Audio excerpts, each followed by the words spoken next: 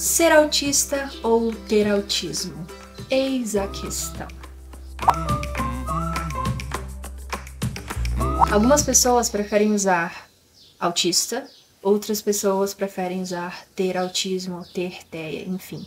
Qual a diferença desses dois tipos de uso? Quais são os argumentos para essas preferências? Eu vou explicá-los para vocês, ou tentar explicá-los, e ao final eu vou dizer o que eu prefiro e o porquê, ok? Porém, de antemão, vale dizer que é muito importante, eu sempre ressalto aqui no canal, a gente cuidar das palavras que a gente usa, porque elas não são apenas palavras, elas dizem coisas além do que elas literalmente dizem. Elas dizem respeito à nossa visão política, às nossas crenças, às nossas esperanças, à nossa aceitação, à nossa inclusão.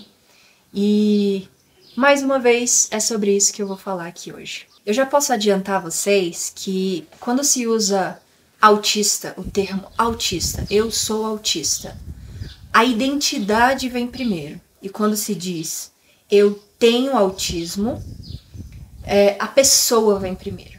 Esse é o cerne, esse é o core de toda a argumentação que vem em seguida. Vamos começar com autista. Eu vou dizer pontos positivos e pontos negativos a respeito deles, ok? Desses argumentos. Quando a gente assume a identidade autista, assim como a gente assume, às vezes, né, dependendo da importância que a gente dá a isso, a identidade de lésbica, bissexual, mulher deficiente, enfim.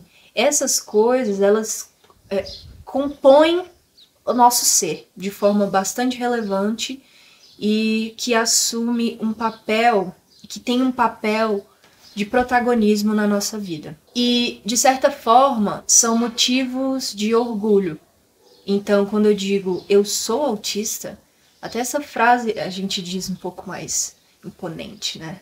Não, porque eu sou autista. Um argumento negativo de quem se posiciona contra esse termo eu não sou só autista, eu sou mais do que isso. E um outro ponto positivo, um argumento a favor, é que uma pessoa autista, ela é diferente de uma pessoa não autista.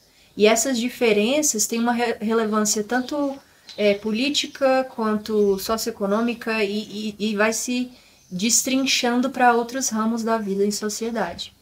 E é por isso que a gente sempre fala, pelo menos na minha cabeça, quando eu digo identidade, essa é uma das minhas identidades, isso tem uma relevância na minha militância com o mundo, com relação ao mundo. Já quando a gente diz, eu tenho autismo, ou eu tenho transtorno do espectro autista, eu tenho TEA, eu estou me colocando primeiro. Esse diagnóstico não me define, eu não sou isso, eu sou filha, eu sou várias outras coisas, entende?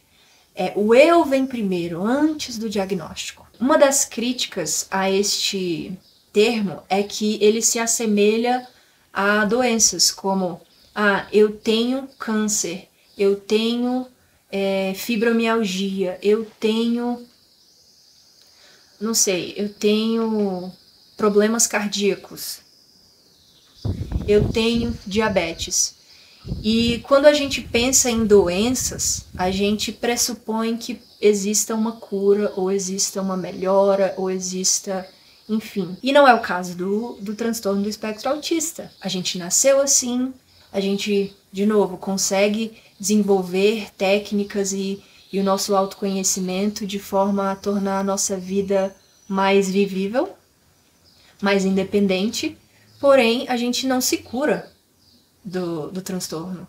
A gente vai conviver com isso e as pessoas que convivem com a gente vai conviver com uma pessoa autista enquanto a gente viver. Um argumento a favor é de que essa condição, ela está separada da pessoa.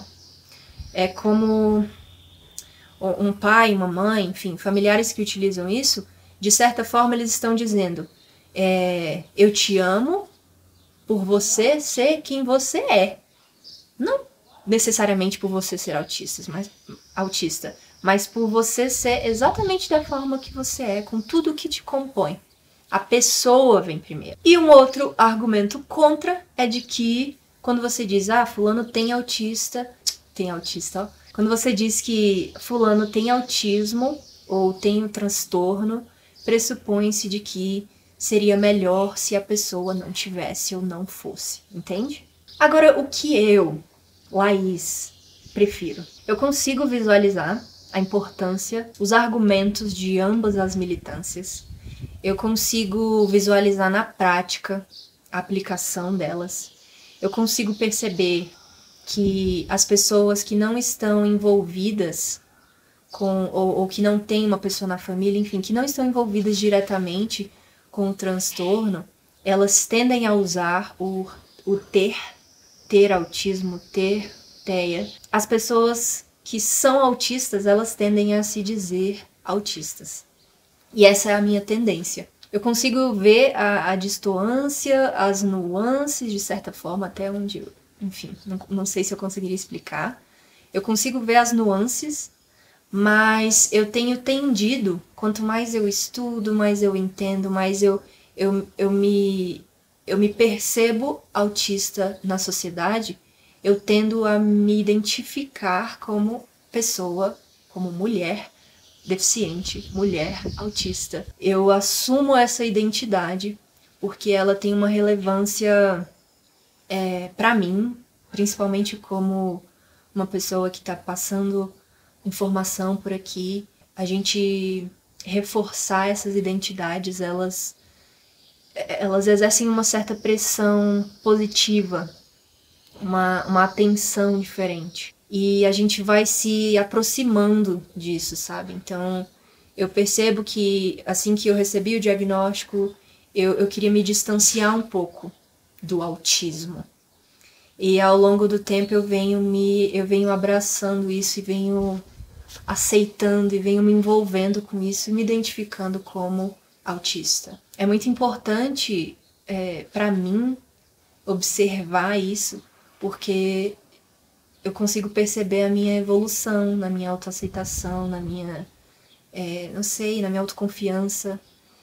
E aqui no canal e no meu uso em geral desses termos, eu ainda utilizo os dois, porque existem situações em que é meio difícil não falar, ter autismo, ter o transtorno, em alguns contextos, pensando na construção mesmo das frases, mas enquanto identidade, enquanto eu me identifico como autista, mulher autista. Eu tenho outras críticas que vão além disso, da questão de ser autista, ter autismo. Eu tenho outros assuntos não sei, descobrir e explorar dentro da minha consciência e da minha identidade, que são a respeito das funcionalidades, alta funcionalidade, baixa funcionalidade, porque dá a entender que quando você diz, eu, Laís, sou autista de alta funcionalidade, sou síndrome de Asperger, que hoje em dia quase não se fala mais. Dá a entender que eu não tenho necessidades especiais, porque eu tenho alta funcionalidade. Mas não é bem assim. Então, tem outras discussões que a gente pode pensar para além dessa única discussão de ser ou ter, sabe? E eu acho que por hoje é só. Agradeço aos novos inscritos no canal. E se você tá chegando agora, se inscreva, curta, mande uma mensagem, me encontre lá no Instagram. Eu adoro receber as mensagens de vocês. É sempre um prazer imenso trocar experiências. E é isso. Até a próxima. Muito obrigada.